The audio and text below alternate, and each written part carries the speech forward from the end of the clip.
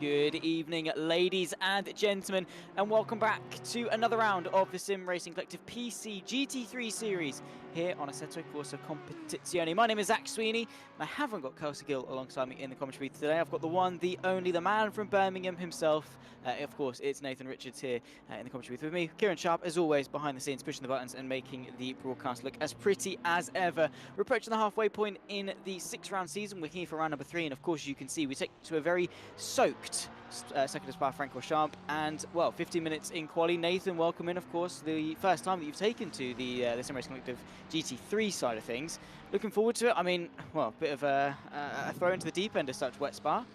Yeah, well, I think GT3 is always great, but with it being in, in the wet, and of course being at Spa, which is one of the most iconic tracks, I think this is, going to be a very brilliant evening. Obviously, the race as well could be a little bit wet, so we could see even more shenanigans. We've got someone already off track and hitting the wall, which is far from ideal.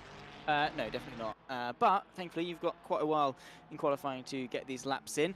Bit of an update in terms of the championship standings. Of course, we've had rounds 1 and 2 that took to Paul Ricard and, of course, Kyle Army that we saw over the course of last week. As it stands in the pros, it's Damien Konchik that leads the way ahead of Dominic Eligna. However, drop scores are applied round by round. So essentially, Konchik keeps his win for round 1, Eligna keeps his win from round 2, and they both drop their other respective scores. So essentially they're tied, but Konchik has got a fast lap point, which sees him 1 point ahead of Eligna on 31 to 30. Hislop rounds off the top 3, and Samuel Chumley just in behind in 4th. When it comes to the silvers, it's Elias Troy in a similar situation essentially to the pros, ahead of Jeremy Urison, 31 to 30 respectively. Jakub Grimovski rounds off the top 3 ahead of James Wright and Sasha Powell at the top 5. And then, of course, when it comes to the AMs, a very similar, once again, cookie-cutter situation. Patricio Gamea and Giuseppe Zampieri, the two Nordes Racing Team drivers 1 and 2, ahead of Antonio Presici, Leonardo Chiala, and Marcus Miller, the top 5 in that respective championship. But, of course, with it being such a short and sweet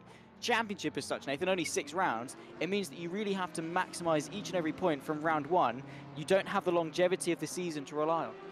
Yeah, definitely, you've got to be on it all the time. You've got to be getting those good qualifying results and also the good race results. If you don't do that and you miss one race, or you maybe, underperforming one race, yes, you've got your drop result, but apart from that, you've got nothing else to rely on. So then, with the consistency, some of the pro drivers in here, you're going to really struggle to, to bounce back and get back on top. So a lot of it, I think, is sometimes more about consistency than pure pace. You can get second all the way through and win, even though the guys won 3 rounds in the first part, because then they have a couple of bad results, and that it just drops it for them.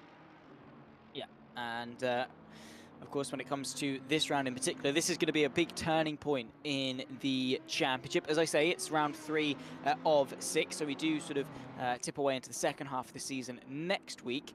So it should be a ton of fun by the time we head to there. So, of course, we went to Paul Ricard, Kyle Army and Spa the first 3. We go to Silverstone for our reversed grid format, the altered sort of sprint round as such for round 4, Bathurst, and the Nürburgring to round off the 6th-round championship that we've got, of course, for Season 7.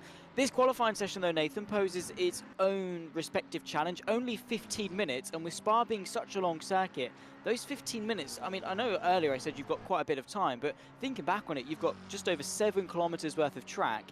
That's a lot of ground to cover if you have to do an out lap, a flying lap, and an in lap. By the time you've done that one cycle worth of qualifying laps, you've lost a good half the session. Indeed, and with it being wet, you know, it poses more issues. So I think, you know, you've kind of got to be on it on these first runs. Don't, you know, obviously in some cases you can maybe do the first run be a little bit, you know, more slower and just try and get yourself into it. But here you've got to be on it straight away. You haven't got as much time as you would around other circuits. So obviously we'll see these first lap times come through, and I really don't think we'll see much changes towards the end, depending on how the weather goes. If the weather stays like this, I can probably see some of these first runs being the final runs of these drivers, because one mistake as well can end your session with only 2 or 3 respective runs. It doesn't give you much to work with. No, so I think the best bet is to just fuel up and do lap after lap, purely because obviously you eliminate a lot of the bedding in processes, the slowing down processes, and of course with it being wet, you want to make sure you are out on track for as much of this session as possible. By the looks of it, it's stopped raining, so the only water out on circuit is the standing water as such. You can see in the top right, the weather is only overcast, but the standing water is still there. So it's going to be improving. Obviously, these drivers on what we can presume to be the wet compound tyres will be displacing the water, moving it out of the way, forming this dry line on the racing line as such, which means as the session goes on, if you're out on track at the perfect time, you could hit that sort of biting point, that optimal point of track temp and track condition, where if you're stuck in the pit lane doing an outlap and just mistime your run, you could disastrously miss out on qualifying, because that transition from wet to dry, you can find tenths, seconds of a second from one lap alone. Yeah, indeed, and I think with it, you know, also drawing it quickly, there's quite a big grid spread, so this is where we'll see some people, you know, have lap times separating each other by over a second, by over a second and a half, and if you make one mistake, even though it's going to a dry track, that could be done for the session. We can see that, for example, Gromowski in P8, 3.5 seconds off. If it dries up now and he can't improve on his run, that will be him probably at the back of the grid. So, you know, on these drying tracks, you've also got to be keeping up with the pace of the circuit as well as the other drivers. I mean, of course, but then again, sort of nailing the conditions can almost compensate for, don't necessarily want to say a lack of talent, but maybe a lack of talent in the form of a driver. If you're 5 tenths off the pace on pure lap time, but you time the circuit right to find a second because of the conditions, well, then you're going to be a positive 5 tenths relative to your rivals. When it comes to track position for the race, though, they do get 40 minutes. It all depends as to what the weather's going to be, of course, for the race, whether it's wet or dry or whatever. But track position here at Spa, what do we make of it? I mean, does qualifying matter that much? Well, I think in a grid with 21 cars, it does. You know, obviously, it's going to be difficult to work your way up, especially when these cars, you know, they're quite big cars. It's quite hard to force them to move past. So I think, yeah, you need to be kind of, if you want to feature in the top 10, you need to be starting in the top 10. Otherwise, you're going to have a big struggle. Those who are clear of the field, like obviously like Konchik and Ligner, they can probably start a little bit further back. But those who aren't always on that pace, they really can't afford to be lower down. They need to get a decent qualifying lapping, because it's easier to defend than it is to attack around this circuit. I mean, yeah, as long as you're sort of quick in the right places as such. I know that sounds sort of obvious to say. What I mean by that is you're fast going in and you're fast coming out. Mid-corner doesn't really matter. No one gives a Scooby about mid-corner pace, because no one's actually getting a move done at the apex. They're doing it under brakes or under acceleration. So as long as you're decent in those two areas, you'll be absolutely fine. So park the bus, make sure you're either maximizing your exit or hindering the exit of the driver behind. And it's fairly simple to defend. But the big problem, well, not necessarily problem with Spa as such, is that 2-kilometer run, of course, from La Source down to, up, I should say, very much up to Les Combes through the Camel Straight. It's so easy to get caught in a slipstream fest and be sort of caught off guard by that slingshot effect. So it's all about positioning your car and timing the moves as best you can. Indeed, and with it being a long straight as well, you need to make sure you're not moving over at the wrong time. Because if you do so, it could end up with quite a few cars in the wall. Obviously, all going down towards Les Combes. You know, you have your train of 20 cars. You can have many going 2-3 wide. So you need to also make sure you've got quite high awareness of the drivers behind and ahead, and also to the side of you. And obviously, in qualifying, you also need to be aware as well, as we can see many drivers going through their laps now and kind of being stuck behind others. And sometimes it's a hindrance if you're a little bit faster than the one ahead. If not, it's not much of an issue. But this usually still have that dirty air, and also some of that, obviously that water coming off the cars ahead, splashing towards your car. So you've got to make sure as well you can get yourself aware and down the track right time in the qualifying session. Of which we have about just over 6 minutes left to go of this session, which is probably going to equate to about 3 laps as such. Good thing about ACC, is if you cross the line before the checker flag is waved, you do get to finish your lap, unlike other sims, where as soon as the timer ticks 0, session's done, unlucky sunshine. So at least you have got that little bit of leniency with ACC that not necessarily extends the session as such, but allows you that opportunity to finish your lap, especially when you time it to perfection. I mean, in conditions like this, the best time to cross the line is going to be with 1 second to go. Yeah, definitely, because even if the track's dry, it's still going to be improving, you know, as it goes on. Obviously, it's still going to be a little bit cold, and you want to get yourself some heat into it. So yeah, I think, you know, the last one across the line, probably within reason, will be the quickest, or at least quickest in their class. So I think, yeah, a lot of it is down to that final one. You can see at the top already, Ligner's got a 1 second gap. In a you know, if the session was dry the whole time, that's going to be hard to overcome. But with the session constantly changing, that could drop him down possibly to around P10 or even lower, because the track is constantly getting better. So that's why Ligner needs to make sure he's going out at the right times. You can see some cars heading back to the pits and going to be looking to go out again to try and time it so they can get their lap done at the exact right time they need to. Exactly. And also, timing the tyres as such, as Hislop and Troy move them way up into second and third, respectively. So, of course, you can see that, as I said, the track condition on the top right is wet. That'll go from wet to greasy to green. Of course, when it gets to greasy, it's kind of dry, kind of wet, so maybe you can get away with slick tyres. When it goes to green, absolutely you need to be on slicks.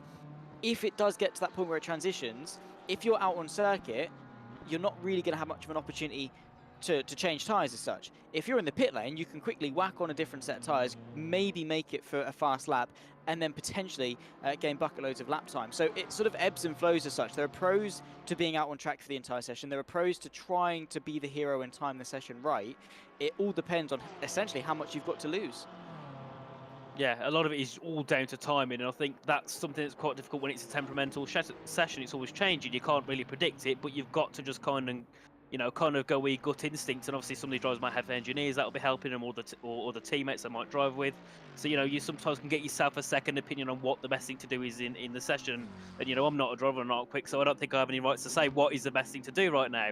But I think all drivers are trying different things, and you can see they're all doing different strategies. And so far, quite a few, it's working well. Others a little bit further down, it's not, but they've still got another 3 minutes. They still got time to get out and get an out lap and then go for that final push lap before we're heading towards the 40-minute race. Yes, and I did want to just touch up on sort of car choice as such. I was going to touch on the fact that obviously with GT3s, it's not a spec series. There are different manufacturers, different engines, different engine placements, obviously weight distribution, things like that.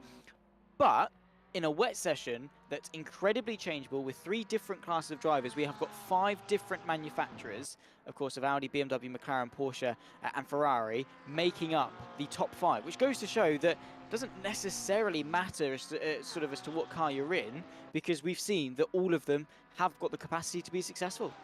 Indeed, I think a lot of it in a wet session is down to pace. We see it in real life in many different sports categories. It's not just down to the to the machine you got. It's down to how you can use the machines. We can see a few more cars coming through. I think going in towards a race, if it stays dry, that's when the car will matter more. Obviously, each car's got its own advantages and disadvantages. But if you've got a wet race, I think it's more just down to the driver, and we've seen that in GT3 and Formula 1, it's always down to the driver in those wet conditions.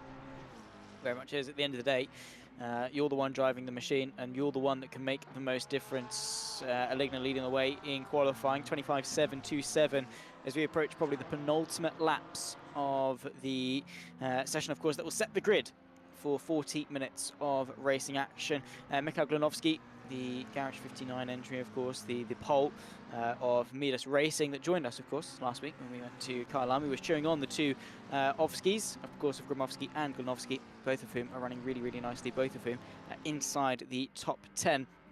But let's see who's going to be the one to top this session, because in a normal session, we'd say 7/10 of a second. That's quite a lot. But in a wet session like this, Troyer, if he nails, say, the Lecombe chicane, he's gained that just that easily. All he has to do then is keep the rest of the lap under wraps, and he should be able to make, sort of 3, 4, 5, the gap for pole, just like that, as is the magic of changeable sessions. Indeed, and the fact the top 18 separated by 6 seconds does prove that you can gain, maybe a second or maybe half a second in one single corner, and that's where we'll see, kind of the pro drivers from the silver drivers. We'll see that difference because, some of these pro drivers, some of those at the top, they can work with the wetter session better, they can find that time that other drivers might not be able to find. They might just have to rely on getting the lap done. Whereas these pro drivers, they can, they can find 3-4 tenths of a second in one corner by taking a slightly different line, or maybe applying the throttle a little bit later, which some of the other drivers don't really have the capabilities to do. And with it being Spa as well, I think that's where we'll see as well. The grid probably be a little bit more close in the sense of you don't just see Spa on ACC, you see everywhere. Everyone drives Spa. Every single game, every single car, pretty much. So that's also where we see some experience. They know how to drive Spa, especially in the wet. They do. Damien Konchik, of course, championship leader, fielding one of the best liveries I've ever seen on a Ferrari, I've got to be honest. I absolutely adore that. Could use a bit more red, but the black into, I think that's purple. I don't want to commit, but I'm going to go with purple. Of course, looks absolutely amazing on that Ferrari 296, and of course the lap times are there to prove it. He crossed the line with about 20 seconds left to go. Not at all bad, of course, as we're towards the tail end of the session. Here's Hislop as well, 1.3 off Aligna, who of course on his seasonal debut, season 2, round 6 when we came to the circuit of Spa-Francorchamps, was a wet race then. He nailed the conditions in that Audi R8 and he won his first ever race of the TSRC PC GT3 Series on that day. I'm intrigued if he's going to be keen to replicate that success. And we'll certainly see, as we can see a few more cars coming through. Obviously there, Hislop crossed the line for the final time, couldn't get to it before the checkered flag hit, so he's going to be done there. So we might see a few more improvements, drop him down, but I can't see him going down much more here in this session. The key thing now is to kind of keep our eyes on Konchik and Aligna to see what they can extract. Obviously the gap between those two is 1.3 seconds between probably two of the quickest drivers in here. It's quite a big gap, but then again it depends what they can find in these wet conditions. Obviously loads of people finding more time, but it's down to that, obviously that final lap to see what you can achieve. This is the do or die of the session. The best, of course, track conditions that we're going to see. Very little in the form of standing water. Troy, I have to say, for obviously for a silver driver as such, that middle class between the pros and the abs, big snap of oversteer from Mav Gardner. Well held through Paul, and it must be said in that BMW. But to be only about 7 tenths of a pole, second place on the front row, that is a Ferrari facing the wrong way multiple times. He's doing a phenomenal job, is Troy, up there on the front row as it stands. Alex Nieto moves his way up into 11th place, narrowly missing out on the top 10. But for the most part, I mean, we've got little groups of cars that are actually fairly close, sort of considering it's a 2.5-minute lap time here at a wet Spa. I mean, look at that. Hislop to Konchik, Konchik to Powell, Gromovski and Glonovski, not really separate by too much either. Yeah, the whole field is spread by quite a bit, but there are certain patches that people are really close. Indeed, and I think that it's going to show well for a race, isn't it? Like, depending if it goes dry or stays wet. I think we could definitely have quite a decent race on our hands. Obviously, with the strategies as well, you need to pick. You might do for an undercut, might go for an undercut. It depends, and then that's also where we could see the differences in position, not pace, but strategy. With everyone being so close together, if you find half a second in pitting one lap earlier, that could be used to securing 3 or 4 positions over the where he was before. As we can see, Konchik come through. We'll see if he can find a decent improvement on his lap. If he can at all, obviously he was in the best conditions, and I think he moved up into P2 there. Just 30,000 separating the top 2. And Zach, I think you've proved your point. The grid is very close. Very much so. So Konchik proving that even though he was on the back foot for the majority of this session, found that time late on to put himself onto the front row directly alongside his championship rival. They're a winner piece in terms of the counted scores. There are the final results. It's Aligna from Konchik, the front row. That's going to be a very, very spicy one indeed. An all-silver second row, of course, for Lars Troy and Sasha Pal, 3 and 4. Then comes Josh Hislop, and then Gromovski and Glonovski, 6 and 7. Of course, James Wright will keep the pole company on row 4 ahead of Urison and Luca Raya that round off the top 10. Alex Nieto in P11 ahead of Ryan Blanchet in 12th. Then comes Gardner and Hess on row 7. Kazemkanov in P15 ahead of Giuseppe Zampieri just behind, keeping him company on row number 8. Patricio Gameo, Bandera, Miller and Parry, the top 20 ahead of Paolo Cisco in P21, and the final place, of course, on this grid. A couple of minutes before we get ourselves underway for the formation lap, and Nathan, I think we're set up for an absolute cracker of a race. We are. I think, Spa, it delivers quite well every single time. With it being a wet circuit, or, well, we presume it's going to be a wet circuit, I think it makes the start a little bit more interesting, because obviously the drivers don't really know, what the conditions are going to be like. They don't know fully when to brake and when to get on throttle, so that could make the first few laps a little bit of a testing stage in a way. They need to figure out what the conditions are before sending moves in towards corners, otherwise it could end in another carnage. And in a championship like this, you can't afford to send moves, end up being in a wall. You've got to, you've got to keep yourself comfortable in these first opening laps, obviously with it being 40 minutes as well. it's generally quite a long race. You know, you'll get what, a good 20 laps out of this, so you know you're going to go around quite a few times. Don't send stupid moves in the first lap. At least wait a little bit and go for it when it's a little bit more comfortable. Settle into the race as such, but Mhm. remember, you have got a drop score for the round, like for the season as such. So I know we touched on the fact that consistency is key in such a short championship, but you do have that round that you can fall back on. The likes of Konchik and Aligna, of course, with a second and a third place, that is their lowest score. That is, if they finish 7th, that race effectively they finish second as such, kind of, because obviously they write off the 7th and get the second back. So they can almost kind of afford to take a little bit more risk, especially because they're on the front row together. Yeah, indeed, and I think those who obviously been at the top, they need to make sure they're being more careful than others, and also those behind, they've also got to be careful. The last thing they want to do is take out, you know, a championship protagonist. That you know, it's going to look bad on them, and also it sometimes makes the drivers feel a bit meh because they've taken out, they've taken out someone who's in a big battle. So I think that's also something those behind need to be a little bit wary about. But going into it, I think it's one of those where pretty much anyone can win. You know, with Spa being such a technical circuit, you make one mistake and that is your race over. And still, it seems that the track is quite wet. Certainly so. Yeah, absolutely. Looks like, of course, looking at the forecast, it is going to begin to dry up as the race progresses. Will it be enough to dry up and take them to slicks? Remember, they only have a 20-minute pit window. So if it gets to 10 minutes to go and the track hasn't dried up, they still have to come in. But then they might get unlucky and then sort of essentially maybe 2 minutes later, it then dries up, they have to come in once again. And here at Spa and ACC, it is a long, grueling drive through the pit lane. You do the Grand Prix, then you do the endurance, and you get spat out at the top of the hill here at Eau Rouge and Radion. So the aim of the game really is to minimize how long you're spending in the pit lane, which isn't easy when the conditions could be changeable. Yeah, indeed. The pit lane around here, I always say it's quite a bit of a stupid pit lane. It is ridiculously long, which, you know, it's not ideal. You lose a lot more time here than you would in many other, around many other circuits. But obviously going down the Kemmel Straight into towards Lake that's also where we'll see drivers looking for moves.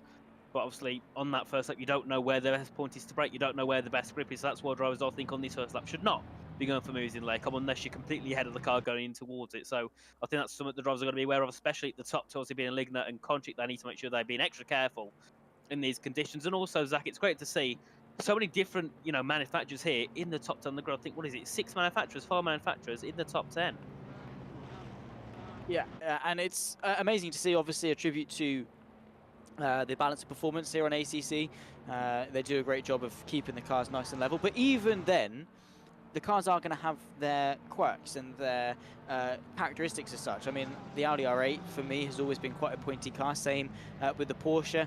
In contrast, the Ferrari, at least when it was the 488 GT3 as opposed to the 296, was always very stable and user-friendly. So yes, over the course of a lap, they might be equal.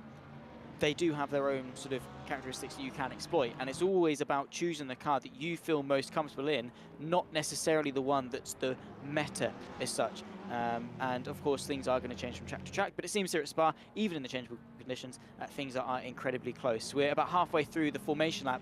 Let's talk about the mentality, obviously, of these drivers. Konchik has a championship lead to defend. He knows, in the wet, based off qualifying, Aligna is absolutely rapid. What is he going to be thinking at the start of this race?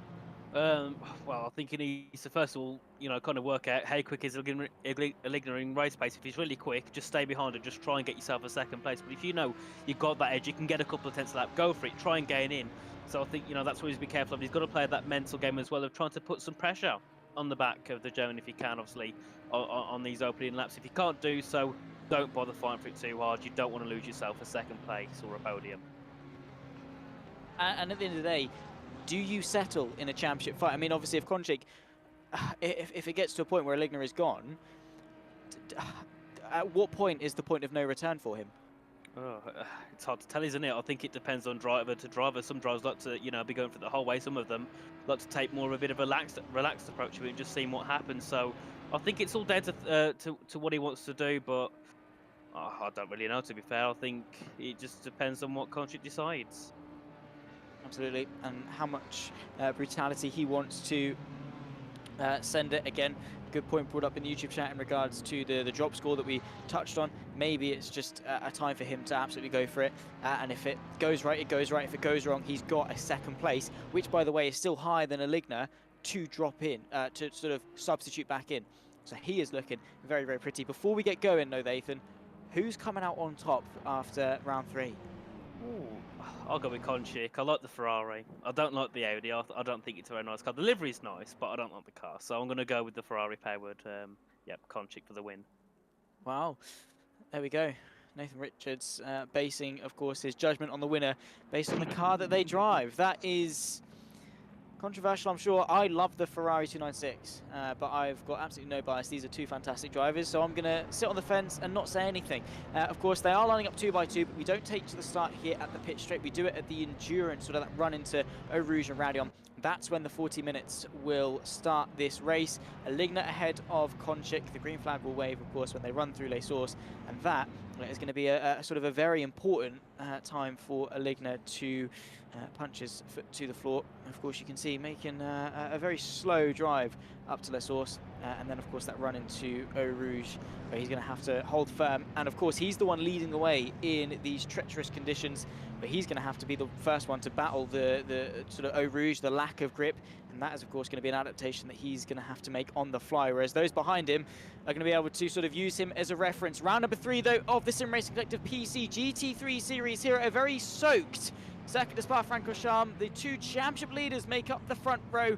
We ride away towards the start-finish line. The green flag will wave. 40 minutes on the clock, a mandatory pit stop, and maybe some changeable conditions in the mix as well. 21 cars on the field. The Audi R8 will send us flying once again with green flag running for the TSRC, and immediately tucking in to tow is Konchik. He doesn't go for the move into Eau Rouge and Raidillon. Aligna's able to lead, but up over the crest here at Raidillon, it's going to be all about slipstream as they run their way up the Camel Straight. Can Aligna defend?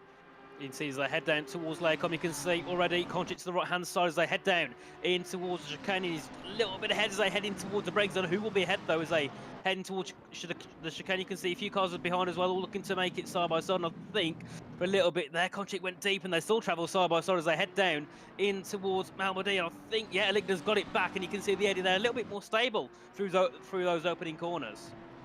And now having to go defensive once again into Ravage. It's off cambered though, so that outside line for Konchik is going to be very, very difficult. Also doesn't want to leave himself open on the inside, of course, for the likes of Lars Troyer and Sasha Pal to get involved. They are separate points for the individual classes, but there is still the overall championship to be aware of. So the likes of Troyer and Pal are still fighting for points in the overall, but at the end of the day, their main focus has to be their respective classes. Nieto, I think, not getting off to the best of starts, maybe running side by side through Puon. Konchik really eager to put some pressure on Aligna early on. As they go in towards the next chicane, you can see looking to close on the back of the Audi. Gets a decent run, but just gets cut off there by Aligna as they come through in towards the next section at Stello. Of course, you can see the Audi looks a little bit more stronger in the corners, and obviously Konchik looks a bit stronger in the straights, but that is a difference between the two cars. Some will be stronger in the corners, some will be stronger on the straights. So they head through now in towards Curve de Paul Fred. You can see as well Troyer with a really good start in the Porsche, looking to try and get his foot down early and try and get a move for second place if he can do, because he's closing really quickly on the back of Konchik as they head down towards the bus stop chicane. Yeah, of course, they've got Blanchimont first, the front-mounted flat 6 in that Porsche gives great front-end grip, so of course that's going to be very ideal in understeery conditions such as these changeable wet conditions. It's all about having as much weight on the front end as possible, and that Porsche does it really, really well. And of course at the wheel, or the hands of Elias Troyer, I should say, at the wheel, that Porsche is going to thrive, I'm sure. It all depends as to how well he can stay with the likes of Aligna and Konchik. As you can see here, James Wright on the back of Josh Hislop, the BMW defensive to turn 1. Indeed, you can see them go side by side, and the McLaren they're looking to slow down, get a bit of a switch back if he can on the exit of the corner, but you can see that the BMW moving over nicely to cover off the move on the exit of the first corner down at the source, and they head back up towards Eau Rouge and Raidillon. Yet again, you can see obviously no one really close to make it side by side up there. They just want to keep it single file, and also in these wet conditions with that dirty air, be very careful to take it flat through here. It's very easy to make a big mistake, especially when the car just has a massive snap, as you can see there. The Mercedes of Ryan going a little bit wide as they head up the hill now, heading down in towards Laycombe. And the good thing is, Zach, here, the slipstream is quite strong around this circuit. I mean, if you're a little bit behind, you can get yourself a nice decent run in towards that high speed chicane. You really can. Here's Ryan Blanchette looking to the right-hand side of Glenofsky. It's always risky going offline in these wet conditions because, of course, the drier line is the one that's being dispersed, getting rid of the water, the one that's got all the rubber laid down, and the one that's got the grip. If you go off that, you are getting a full dosage of wetness, which might be fine for some, but of course for overtaking here at Spa, that's certainly not ideal. 36 minutes still left to go in this race and still incredibly close at the front of the field. Still no movements though. It seems that in typical wet race fashion, once things have settled down, it really is single file. It is because, you know, when everyone's spread them by half a second or by a second, there's no point going for moves, there's no point trying to push in. You might as well just sit in the position you are, unless you're a little bit further back, you've got less loose, then you can go for it. But if you're in the top 5 and the gap's what there are already over a second, there's no point pushing to make moves just yet. Wait till that pit stop comes, wait till a little bit further in when some cars. Obviously, I know the McLaren itself struggles quite a lot when it comes to that tyre wear. So, you know, if you're the likes of a Beamer who's a little bit behind, you can wait a little bit, and then once those tyres start to die a bit more, you can then go and launch an attack. If you can also, obviously, depend on pace, and also depend on what the weather can do. Some drivers hate the wet, some drivers love it. So obviously, if it goes towards the dry conditions, if you're a bit more comfortable in that, that's when you can then try and launch an attack. Also, as you can see though at the top though, Kojic and Lignap not really focusing on gaining on each other, just sticking together, just trying to pull away at the can from Troy, who's now got a 1.5 second gap to that Porsche. Strong at the start, but now starting to back off from the top two. Yeah, and that's what it comes down to. Obviously, the longevity of these 40-minute races still, in sort of retrospect, sprint races as such, but there is still an element of longevity, thinking long-term, and consistency will reign supreme, especially as we touched on changeable conditions like this. The track now deemed damp, so not soaked, not wet like we saw earlier, damp. So it is beginning to dry up there, getting rid of more water than's being put down, and that forecast as well shows overcast in the near future. Josh Hislop all over the rear end of Gromowski in that McLaren through turn number 1. Of course, it's all about the exit here, but that tells me that we're on the horizon for what could well be maybe that gamble for slicks. The gamble's there, but then again in the next 30 minutes, it starts to go wet again. So what do you do? It's such a weird situation. You don't know what to do, and that's when you just got to make the gamble and see if it works. Some drivers will make it work heavily, otherwise you're at the other end of the scale. So, you know, I think it's more down to just a bit of luck and a bit of having a gamble than it is actual skill and know what to do with the strategies. We can see there a few cars having a battle. That'll be Glenofsky there as they head down in towards Lacombe, looking to try and send a move right if you can around the outside. And obviously, you know, he's got it done. I think the Merc there, Ryan, just backed off. I don't think he really wanted to send it too close. I don't think so. And again, it comes down to how much risk do you want to take going offline here, especially more so as the track begins to change. That drier line, I should say, going to be more prominent, and the offline, the wetter line, definitely as well, going to be too big of an extreme. And again, it doesn't really take much. While these cars do have ABS and traction control, they're not miracle workers. You will still go sliding into the side of someone if you aren't careful. Saw Glenofsky there getting a dosage of the curb on the exit of No Name, and again getting a healthy dosage of oversteer. So it can still happen even if you have got the assistance of traction control and ABS. The car still, you still have to control it and have good car control. You know, especially a difficult circuit like Spa, in difficult conditions like these ones. Josh Hislop still on the back of Gromowski, definitely driving better than the McLaren. You can see he's, you know, more decisive, more precise in his movements. Just can't find the gap to get past. Indeed, and that's an issue he will find along with many others on the circuit. If they can't find a move through, they're going to be losing noodles of time to those ahead. And, you know, obviously now being what, nearly 6-7 seconds off the lead, that could really harm Hislop's chance of a podium, or even, you know, trying to fight for that victory, which obviously he needs. He wants to get himself higher up in the championship. So yeah, he's got a lot of work to do, and I think the key thing he needs to do is just find a gap, get past Gromowski as quick as he can. Don't mess around, don't go for silly switchbacks, just go for the move when it presents itself. So we can see Gardner looking to close in on the back of another BMW of Urison as they head in towards the bus stop chicane. We'll see what he can do if he goes around the right, around the long way round in towards chicane. Has the install as they head back through, and obviously, you know, the thing is with these two, they've got the same car. It's all down to the driver, not the vehicle here with these two here.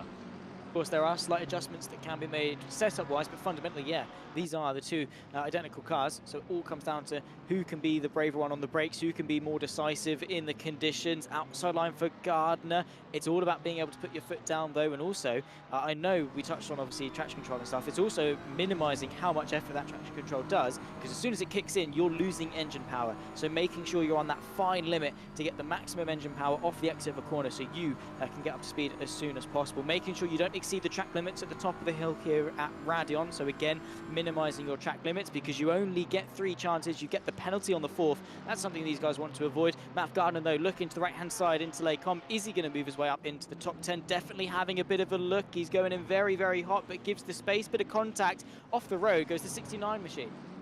Oh, and do I think he should have got off there? Probably not, no. I think they could have still stuck it side by side, but still, it'll be Jurison who keeps that position ahead for 10th. And luckily, they're not losing time to those aheaders. I think it'll be, right, yeah, he's not looking too strong on pace of this. He's allowing the 2 Beamers to have a bit of a battle, but also stick with that Mercedes as they head through in towards Speaker's Corner, then down towards Pilm, which I think, to be fair, Zach, I expected more drivers to have troubles in Pilm with it being such a horrible corner, especially in the dry, especially in the wet.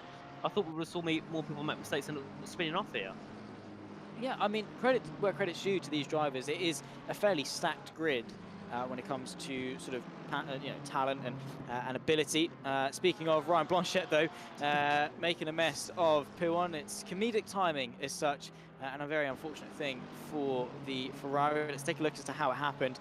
Way too much curb, spent too much time on it. Good drift, and well, until it wasn't. Well, the commentator's curse. I know you don't believe in it, but I think that has proved it, hasn't it? It's like, come on. No, it hasn't. It hasn't. Right. I'm sorry. Ryan Blanchette has just had an absolute massive skill issue. That's not our problem. I'm sorry. Anyway, before we get too caught up on the commentator's curse or the lack thereof, and just bad luck, bad driving, or a bit of both, that's all it is.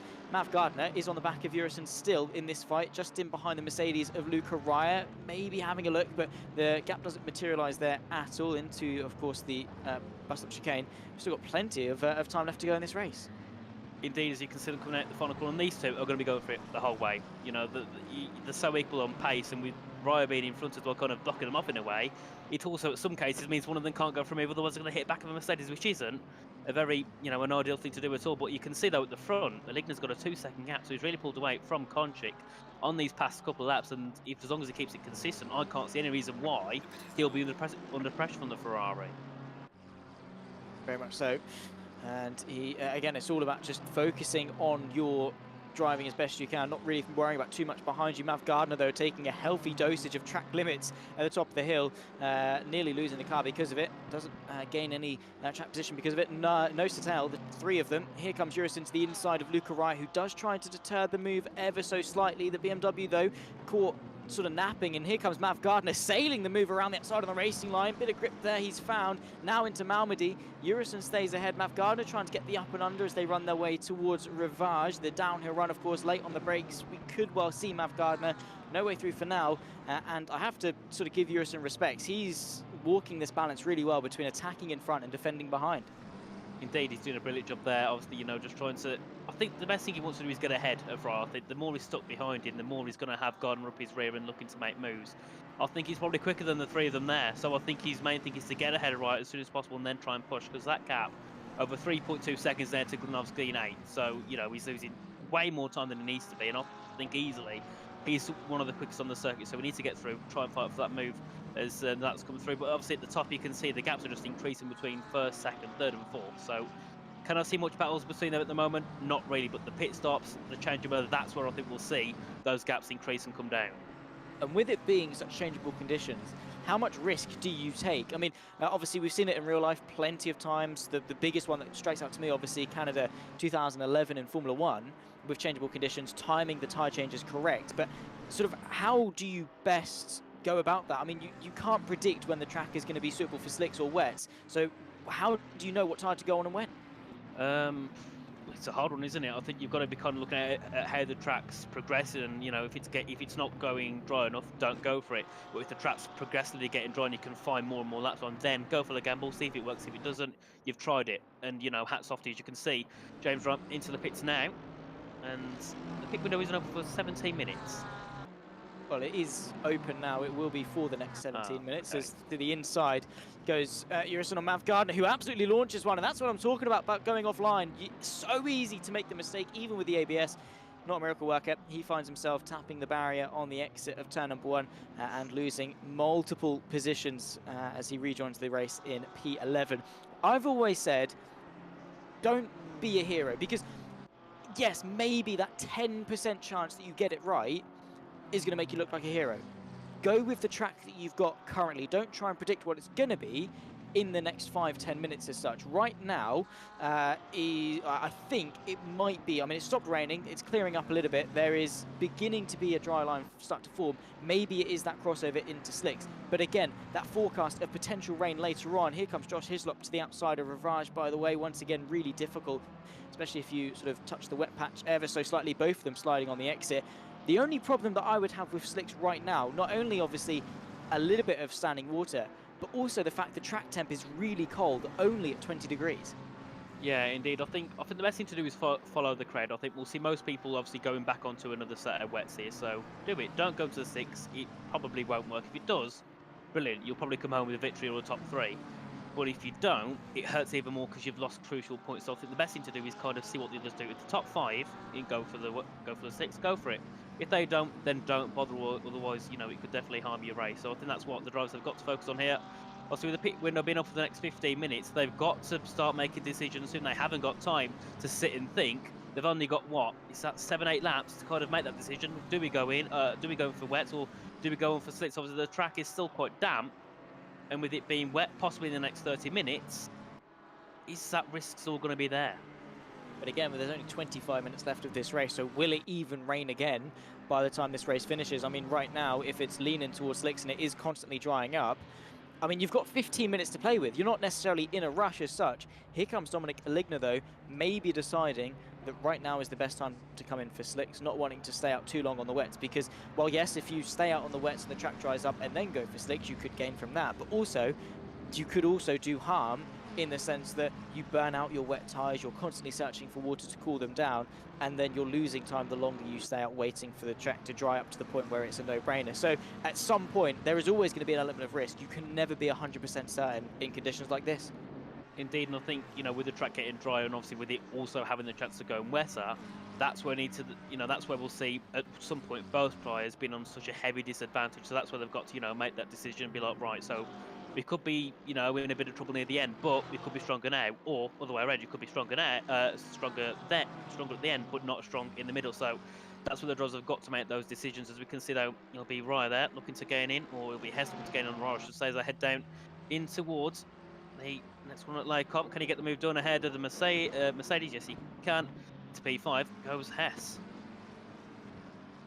Yeah, nice move indeed. But the counter-attack could be there from Luca Raya, of course. This is the fight for P5 overall, P4 in the silver class. There's also Mav Gardner picking his way past, making the most. He was a second back at the start of the sector. Now finds himself ahead of the pair of them with a superb move, getting the up and under through Malmedy. Finds himself to the inside of Ravage and up now into 5th place with some nice clear air ahead of him. Marcel Hess, though, is by no means a slow driver, fielding a very, very nice livery indeed. Luca Raya, though, you can definitely tell, struggling with a lack of grip. Indeed, we've seen Aligna go in towards the pit, so we'll see what he can do from here. And obviously, Konchik staying in, it's a little bit longer than the current race. Oh, that's a bit of a slide, and that's Hess. Woof, that's a big save there from the Porsche. Luckily, they're nearly going round, but of course, he's lost a bit of time. But obviously, if he missed it, he could have, you know, he could have lost a bit more time, and also could have had a bit of damage to go with it. As we can see, obviously, Konchik, when is he going to go in? Because he's got a 14-second gap to Gromowski, because obviously, some of those who were ahead and behind of him are now in the pit. So, yeah, he's leaving it a little bit more late. Obviously, that can work. It might not. It depends. You know, it just depends on how the track conditions go. But the good thing is, Aligna's not got to worry. He's made that pit stop. That's one less thing that's at the back of his mind now. Yeah, it's ticked off, but still the gamble is going to be there. Damien Konchik in. We had an interesting point brought up by Andrew Pike in the YouTube chat in regards to the strategy. Obviously, he used to race in this exact championship. While he wasn't very successful, I'm sure he'll agree, he still has that dynamic, that knowledge, that experience as to, you know, how you deal with these different scenarios, and maybe predicted that Aligna was ever so slightly too early with his decision. Will he be hurt or be hindered by that, or will Andrew Pike have gotten it all wrong and Aligna maybe made an absolute worldie? It looks like he is still sliding around a little bit. The gap when Aligna came into Konchik was about 1.82 seconds-ish. So let's see if that overcut for Konchik has worked out to get in that track position, because if he has got it, you can bet your bottom dollar he's not going to give it up without a good old fight. Oh, definitely. You know, I think they're going to go to all the way to the end if they can have that. But obviously, the gap between Aligna and Konchik before the pit stops was quite a big gap. So obviously, that gap hopefully will come down a little bit. But you have the drivers like Parl and Hess who have stayed there a little bit longer. That could, it could go to their favour depending on what the weather does in the next few minutes. So we'll see what they can do from there. Obviously, we'll see shortly where Kolchik comes out to compared to Aligna. Aligna's heading down towards Bonchamont currently, as you can see, just throwing the car into the left-hand side. Got a little bit deep, though. Got a little bit too wide. Obviously, with the track still being a little bit sketchy for him, he's going to have to try and work his way into the tyres as he heads down in towards the bus-stop chicane. We'll see where Konchik comes out, but as we know, it's a very long pit lane around this track, so we'll see. But I don't think they're going to be that far away from each other. He's still stationary, though, as Damien Konchik. Depends where his pit box is. I think it is in the endurance side of things. They do have a mandatory 25-second stop, but obviously with tyres, that is going to be a little bit longer. Track now changed to greasy, which tells me it could well be time to be making that transition onto slicks. Where does Damien Konchik get spat out? It's at the top of the hill here at Radion. Where on earth is Dominic Ligger? There he is, up over the crest. He's obviously going to be at top speed, but pushing way too hard, nearly losing the car, saving it in phenomenal style. But what it does mean is that Damien Konchik, championship leader, takes the net lead of this race. And the question is the dry tyres the right way to go? Because look at the top, we can see in 10 minutes, it's going to start raining again. So, have these drivers made the bit of a mistake? Obviously, those there like Parl and Hess have stayed out longer. They can go pretty much to when that rain is supposedly meant to start. So they can make a decision there and then. These drivers have pitted now. That's it. They might need to go back in again, which would definitely harm their race. So it's still going to be a very interesting ending to see who will come out here on top. And Konchik got over a 3-second gap. Aligna, a massive scare, could up the hill towards Eau Rouge and Rayon, still proving that the track is far from ideal conditions.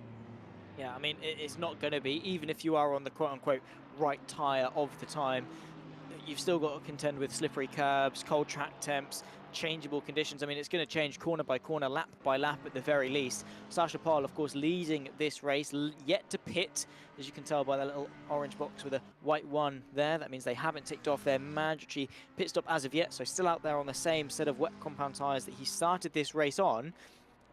Is this the right call, though? I wonder. You can see he's moving offline purposefully to get some standing water onto those tyres. They are going to be starting to heat up a lot. Is he holding out hope for some rain, though? I mean, like I said earlier, surely you have to react to the track as it is now rather than trying to be the hero. Yeah, indeed. I think, as you say, being the hero is probably not the best thing to do in this championship. Oh, that's close to contact there. I think there might have been a little bit of contact there between, was it Gardner and Dreyer? Still proving that these tyres are a little bit sketchy, and Gardner a little bit too good. Well, luckily, they didn't go round, but that was very close to contact. If there was a little bit, I think there might have been between the two drivers, but they come out unscathed and can still continue on with the race. And still lots of Parl and Urison still staying out, but obviously Urison having a bit of a mistake earlier on in the race, dropping down to 15 seconds back from pole, which is quite far from the leaders of this race. So he's going to make this gamble work, and if it can save him 5 or 10 seconds. If not, he'll drop back a little bit more than he did before. Obviously, you can see Konchik looking to slowly bring that gap up to Parl, but it's nothing special at the moment. I think we know these drivers are still a little bit sketchy here. Obviously, Ligna closing in that gap now, 1.9 seconds it was over 3. So it seems the area that a little bit quicker so far at this point in the race. Could go flat that time up towards a hill, unlike last time where he ended up nearly into a wall as they head down towards the Lacombe chicane. And I think here, Zach Ligna's looking a lot stronger than the Ferrari of Konchik. But the advantage that Konchik has got is that track position. Ligna has the reference of Konchik, which is always an advantage in changeable conditions. He can see what Konchik does. Does it work? Doesn't it work? And also he's got that almost weird subconscious instinct of when you're chasing, you drive faster. Whatever the reason is, if you're chasing a car, specifically a rival for the lead, you are going to be going a couple of tenths of a lap quicker potentially, purely because that competitive spirit is almost sort of egging you on, forcing you to find extra time. Yes, Aligna looks quicker now, but how easy of a job is he going to be? Is he going to have to get past Damien Konchik? Because remember, it's not like it's, say, Elias Troy leading the way, and it's almost a case of they can give a little bit of leeway because they're not necessarily fighting for anything. This is Konchik versus Aligna. They have gone toe-to-toe for the entire season, and they will do for the rest of the season to come.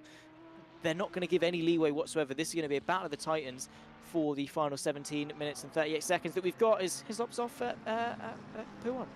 Oh, that's not ideal, and he's gone complete onto a bit of a wet patch of the circuit, which also ruins your tyres a little bit more and also loses you some time. But obviously you can see Aligna there going in quickly to the back of Konchik, and the only issue that Aligna's got, I think, as well as the fact of trying to get past, is also part of the track is still wet. So he's got to go into that wet line and take a bit of a risk, which is sometimes a little bit too much of a risk, because you can see them heading down in towards the chicane. But look how much more speed that the Eddie's coming through. Actually hits the curb and loses some speed, as I say, that he's gaining in as they head down towards the chicane. But yeah, I think Aligna, he's got, what, 17 minutes. He can afford to sit back for now and look for the move when it's only open. I wouldn't say he'd send if he's a little bit further back.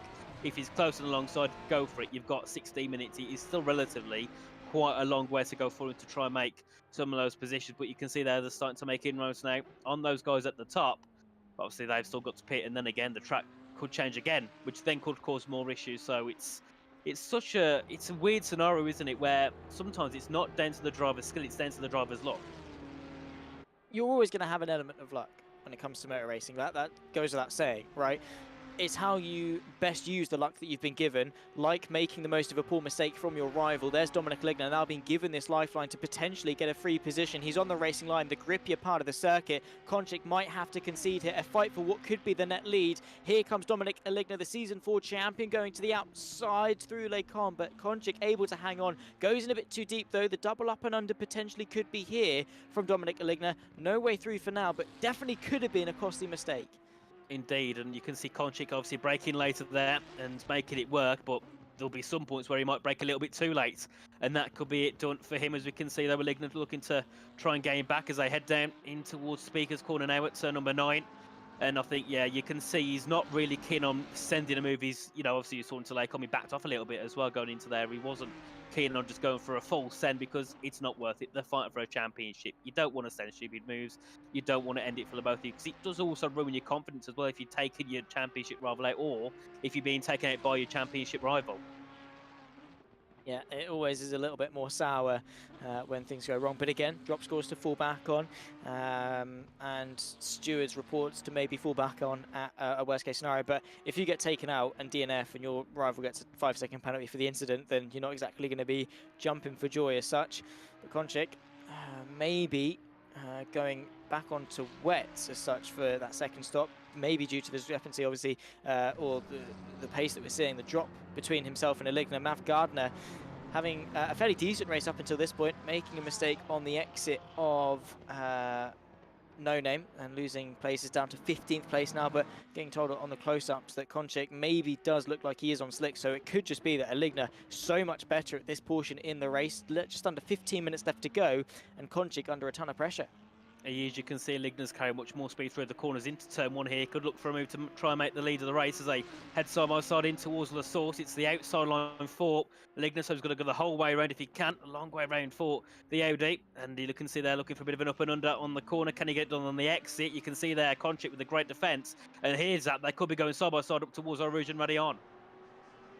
Let's see what they can do. Are they going to be brave enough to go for it? Konchik, of course, wanting to keep the net lead, but the racing line going the way of Aligna, who tucks in behind, up over the crest. It's all about exit. Konchik off the road, picking himself up.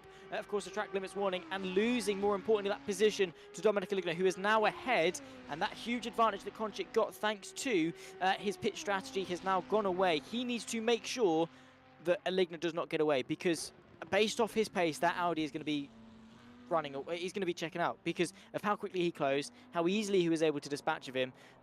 Konchik's he's in a troubled situation here. Indeed, but Aligna's got to also make sure he doesn't get too overconfident and, you know, send it and try and get the fastest lap by a mile. If he does that, it could definitely ruin his race and it could make him make a mistake. So I think the thing he needs to do is keep that pace he had. His pace was perfect already. Don't push too more. There's no point. You know, it's not worth it. Just stay at the pace you're at now and just keep going and going and going, and that gap will go up more and more. We can see there Zampieri coming through towards Rouge and Radion, and many drivers still going a little bit wide at Rouge, and obviously after 3 warnings you get your 4th. That's a penalty, and around a circuit like this with only 30 minutes to go, that is not what you want. It is not one bit. Kazemkanov on the outside and picks his way past the lap car, of course, of the Porsche. He's got sights of Zampieri in that BMW that he would love to go for the AM lead if, of course, possible. The gap between the pair of them not too drastic, only 1.2 seconds, but only 12 minutes left to go in this race. Tyre pressures in these changeable conditions, of course, it's something that you can change as a base in the setup, but as the tyres heat up, as they cool down, of course, colder tyre temps equal lower pressures, higher tyre temps equal higher tyre pressures, back raining once again, though. So, of course, the track's going to cool down. The tire temps are going to, tire temps and tire pressures are both going to plummet. So that's going to be probably beneficial for those maybe still on wets if they took that gamble. But I think the majority of people went for slicks. Now, the question is, do you pit for 12 minutes or do you tough it out on slicks? It's a long pit stop here at Spa, especially with a tyre change. Are you going to be able to gain that time back in 12 minutes? It's hard to judge, isn't it? I think it depends on how wet the track goes. If you're losing seconds lap, then go for it. But if you're losing maybe half a second, or you're just a little bit more struggling on the rear, I wouldn't bother pitting. I'll just stay as long as you can. Then obviously there is points where it could go absolutely torrential, and then you need to pit. But I think if it stays like this, just keep going along. Try not to get yourself under too much pressure. As we can see, obviously Gromowski looking to gain in on the back of Glanovski as they head up towards Eau Rouge and Radion. And also I think now the drivers need to also make sure they're being careful of battling with the conditions being back to wet and being on slicks. They need to make sure they don't send it into corners like they did before, because the car will not react anywhere near the same as it did.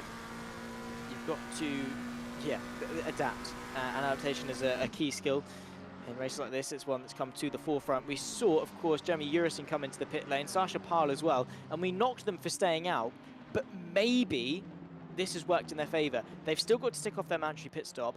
Under normal circumstances, having maybe 3, 4, 5 second gap advantage or lap advantage on fresher wet tyres wouldn't be worth stopping for. But if you're already, say, 45 seconds ahead because you haven't stopped yet, you maybe only have half a pit stop, maybe even less time to catch up in those 10 minutes. It might be worth, maybe not for the win, but for respective class positions, Sasha Pyle could well be in a very, very good position here if the rest of the field presumably, well, you'd assume they wouldn't pit, so maybe he's going to be looking very, very quick. It all depends as to how hard this rain comes down and how slippery this track gets.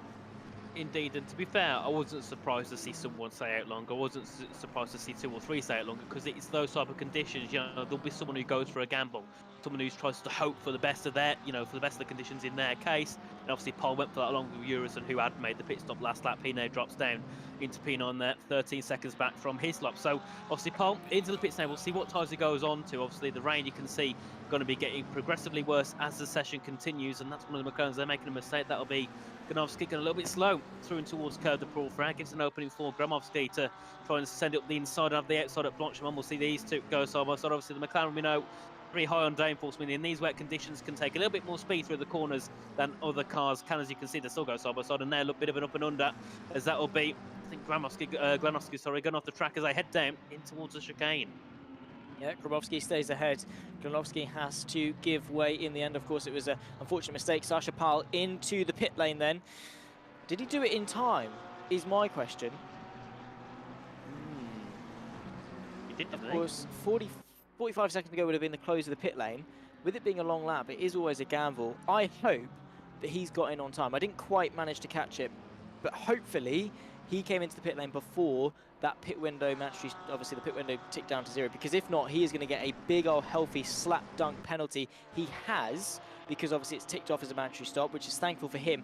Where does he rejoin this race in? As it stands, it's P8, but with 8 minutes 45 left to go, presumably maybe about 3 or 4 laps in this race, probably closer to 4, how much time is he going to gain? Is it going to be enough to carve his way through the field?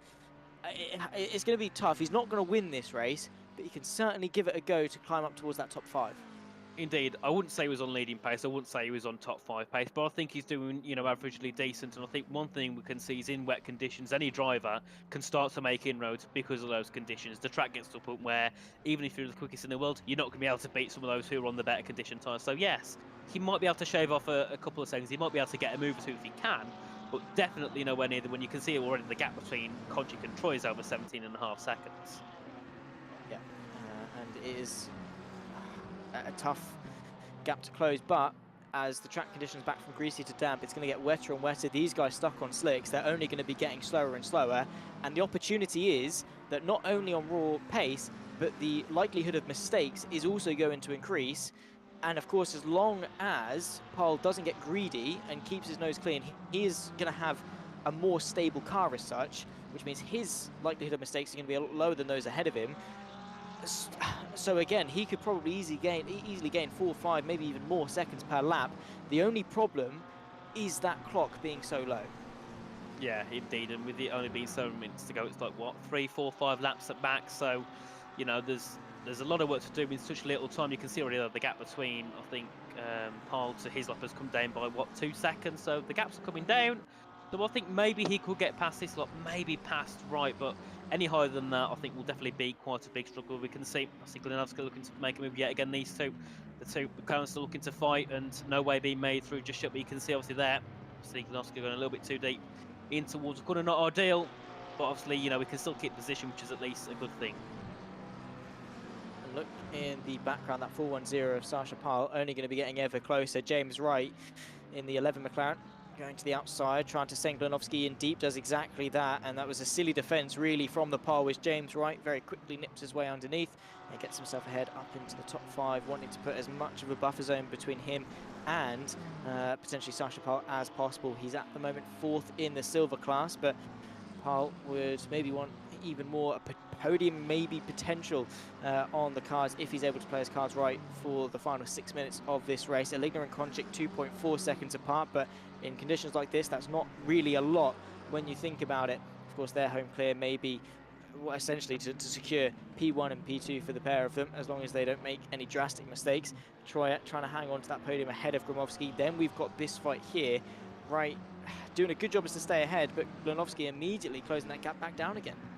Indeed, and I think, you know, that's the issue Wright's got. He's got to make sure he can keep himself ahead, because Glenofsky, you know, he's got some great pace. He's looking to make the move. So it's going to be, you know, it's going to be a long 5 minutes for Wright, especially when you've got a car behind you.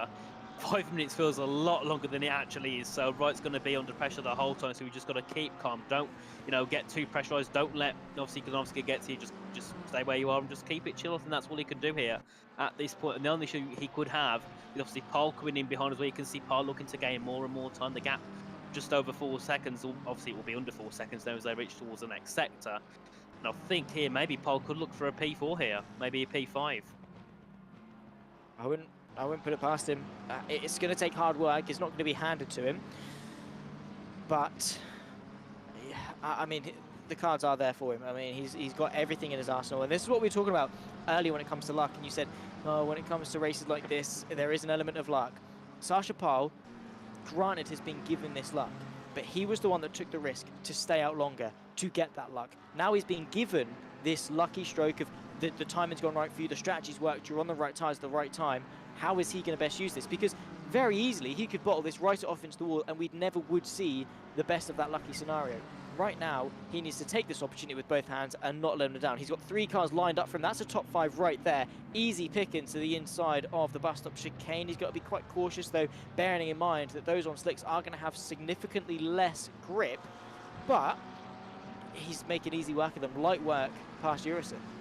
Indeed, I think, you know, I don't think much is going to stop him now as they head down in towards La Source. He's gaining in. You can see in the braking zone he's able to gain a couple of tenths of a second on the car ahead. As we can see that will be Glenofsky there going a little bit wide on the exit of La Source. And yeah, I can see Paul getting past 2 of these and maybe the car ahead, which I believe will be, I think it's Gromowski, isn't it, in P4. So maybe it could be a top 4 here for Paul, but he's got to keep calm. He knows he's quicker in pace, but don't get too over ambitious. Obviously, you can see that'll be Glenofsky going very wide and losing a lot of time, and that's the last thing you want to do, because if you do that in the wet, it can easily end up with a tyre or, you know, into the barrier. Got to be so careful. Tread with so much caution. Inside line for Sasha Pyle. Sure, it's pointless for Glenofsky to defend. Like, just let him go. Don't fight it too hard. I mean, he's going to give it a go to the outside of Lake Com and still fighting with it, but it's pointless. Pyle is on so much better tyres that it's just... why? You're going to be doing neither of yourselves favours, and Pyle is going to get through whether you like it or not. All you're doing is reeling back in his lap to take away overall points for you, and slowing down Pyle and just sort of annoying him as such. There is Elias Troyer. He's got Gromowski for company, so this gap went from about 2.5 down to ½ a second. Yeah, so we'll see what Paul can do as they obviously get to the last 3 minutes of this race. Obviously, Troyer looking to still defend from Gromowski, who's on some really good pace. We haven't really seen that much for the past couple of, for the past few laps, and he's really got onto the back of Troy. So we could see a podium here for the McLaren. But I think one thing we've seen here, Zach, is in this race, in the wet conditions especially, the McLaren is really, really powerful.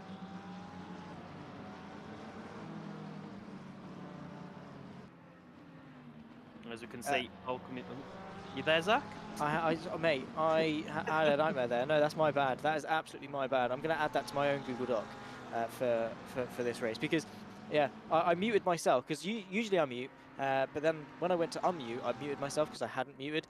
So yeah, that's a skill issue on my part. I do apologise, but yeah, the McLaren looking very, very strong indeed, and that's why the majority of the field has taken to it for this season. We are about to head ourselves onto what I believe is the penultimate lap of this race. The outside line goes the way of course, Sasha Pal, but Gromovski sending the move on the last try. They run themselves in deep. Of course, Sasha Pal going to be able to be beneficiary of it, but no, a little bit of contact between the two McLarens. Thankfully, Pal able to clear them. That was always risky business, and an awkward send nonetheless, I think, from Gromovski. Indeed, and I think we can kind of confirm the top three being Aligna, Konchik and Paul, but there behind, there's still battles obviously between Troyer and Gromovski. Obviously, Wright also looking to gain in these last few minutes of this race. So yeah, I think, you know, Aligna's drove perfect. You know, once he got past Konchik, there was nothing stopping. That cat went up and up and up. It's not really grown over these past couple of laps, but it stayed at a consistent point where he hasn't got to worry about Konchik coming back in the last lap or two. Obviously, Parley's got a massive gap further back. He doesn't, you know, he knows he's not going to gain it on the top two, but he knows he's quicker than, you know, fourth and fifth, as we can see Gromovski looking to make a move in towards Lacombe. He's going to try and pull to the outside, and it's a bit of a risky move, but he's got to make it now here, hasn't he, Zach? He has. It's do or die. A minute left on the clock. In goes deep. Elias Troy off the road once again. And that's a theme that we're starting to see in conditions like this. He rejoins ahead of Gromovski, who, of course, is not going to be very happy as to how that's happened. Track now fully wet. Those on slicks are going to be sliding around like there's no tomorrow. Outside line from Gromovski, trying to balance the car. Doesn't quite work out for him. But this is a really good battle here for second place. And the Silvers, but oh no, it's not, because Elias Troy is sent round. Oh, and he's going to come close to contact with Wright there as they head through, and that is not ideal. It is very sad for, isn't it, for Troy, but we know in these conditions someone's going to come out in the underhand. We can see there Wright defending heavily, and they make a bit of contact into P1. Whew, that could have been a lot worse than it did. Yeah, definitely so. James Wright etching himself ahead into fifth place, and of course Troy not going to be too happy as to how things went just then. He's got Hislop just behind him as well. Also, I believe a bit of lap traffic in the form of that McLaren into the Piff Paff chicane. No way through for now. The timer has ticked 0, so I believe we are on to the final lap of this race. Dominic Aligna may be able to take victory. However, it's Damien Konchik that's coming up as the race leader. What has happened to Dominic Aligna? I want to know. Damien Konchik then has been the more consistent party in this third round of the season. He's going to come across the line in spectacular and unbeknownst fashion to us to take victory here in Spa, crawling his way across the line, potentially low on fuel. Crosses the line victorious for the second time this season. Round number 3 here at Spa goes the way of Konchik. Aligna miles behind in second. Sasha Pal, of course, here in third with a great way to win in the Silvers. Come out of absolutely nowhere to take third place overall, but second place on the road, in fact. Dominic Aligna, what has happened? What? I don't have a clue. There must be an issue somewhere, mustn't there? He was on the lead lap, he was leading right, but there must be some sort of game issue there because it's saying he's a lap down. What has happened here? I have to be honest, I've never seen that before, and it completely baffled me. Nonetheless, Konchik has been able to be the beneficiary of that, win this race, and take another stride forward in the championship. Of course, however this result stands, it would presumably be Aligna's drop round, so he effectively finishes third for this race, but that's still points lost to Damien Konchik.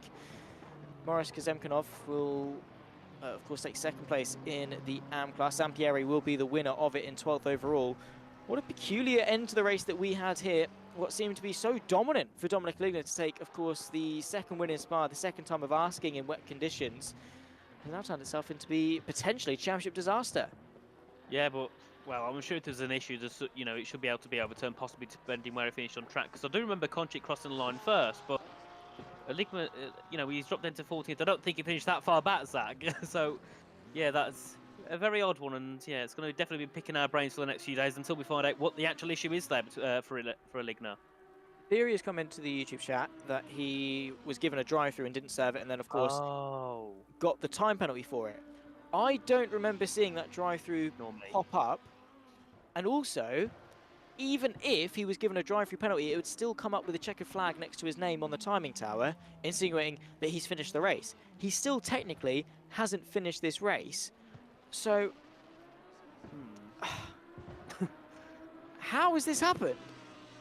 Well, is that a question for the devs? Because I don't have a clue what's happened here. He's disappeared. I think he might have left the lobby now, but yeah, and hopefully it can, hopefully the issues can be sorted out there for him indeed. But yeah, it's a big shame for Ligner, and definitely not what he would have hoped and not what anyone would have expected to come out at the end of this race. It's been quite a chaotic one, but we've had also quite a chaotic and confusing ending here. Yeah, what a weird way to obviously round off the first half of Season 7.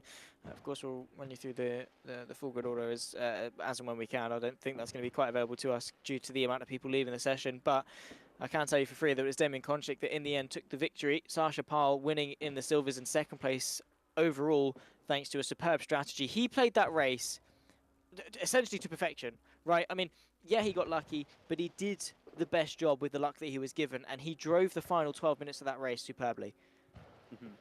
Yeah, definitely. I think in this race, obviously in everyone's own respective rights, I think a lot of people drove brilliant, and obviously the likes of Troyer. I think he was also one of those you could say was probably one of the best five, but obviously he made a mistake and spun round.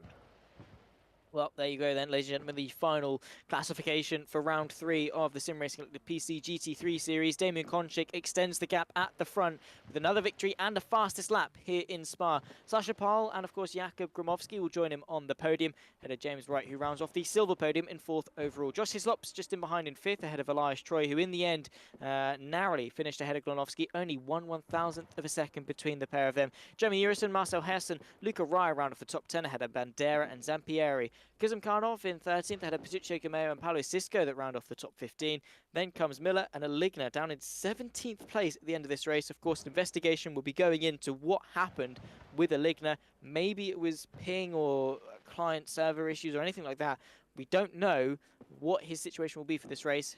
Chances are it will just be a write-off. So effectively treat this as a Ligner finishing 3rd, I guess, kind of. His drop round will now be 17th, which means he cannot make a single mistake for the rest of the season to come. Nieto, Blanchette, Gardner and Parry round off the 21-car field. And that's the interesting thing here, Nathan. A Ligner, if this result stands, has to be faultless from here to the end of the season. Indeed, I think if this is the case, I think he might lose the championship because Konchik, from what I saw, he's either been 1st or 2nd, nowhere else. He's looked really strong the whole way through. So, yeah, I think if this result stands, the Ligner could definitely be out of this championship fight, or at least very close to being out of it. Yeah, completely agree. It is going to be a very, very tough one for the Season 4 champion to fight back from. But if anyone can do it, it will be him. Ladies and gentlemen, that is unfortunately going to have to wrap up our action for round number 3 of Season 7. It was a wild ride all the way through this race, and of course we continue our voyage around the globe in terms of Season 7. We've ticked off round 3 here at Spa. In a week's time we'll go to our reversed grid race in Silverstone. It won't be 2 separate races, but it will be reverse championship order as we battle our way around 40 minutes of the home of British motorsport before we take to the final 2 rounds of Bathurst and the Nürburgring. My name has been Zach Sweeney. I've had the beautiful man of Nathan Richards alongside me in the commentary booth with Kieran Sharp, the lesser beautiful man behind the scenes, pushing the buttons, making the broadcast look very nice and pretty. Thank you to everyone, of course, for watching. We'll see you next week. In the meantime, it's goodbye for now.